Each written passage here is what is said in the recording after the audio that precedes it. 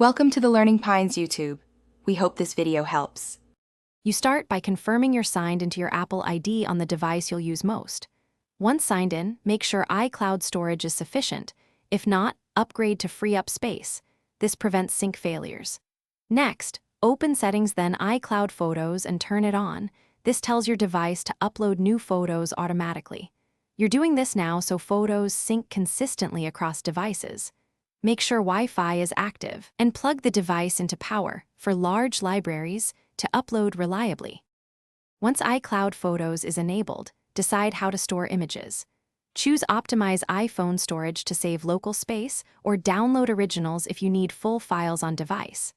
Then, check cellular upload settings, turn on or off depending on your data plan, so large uploads don't surprise you.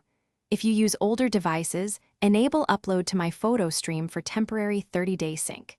Finally, organize folders and albums now. iCloud preserves album structure and consistent organization. To finish, confirm the initial upload completes by checking progress in Photos or in iCloud settings.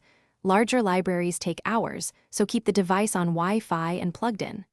Once done, verify files at iCloud.com to ensure everything appears and albums align. If something goes wrong, try signing out of iCloud and signing back in, restart the device, and recheck storage space. These steps resolve most sync errors. If issues persist, note the error messages for targeted support next.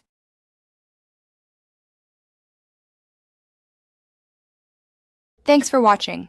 Consider subscribing if we helped you.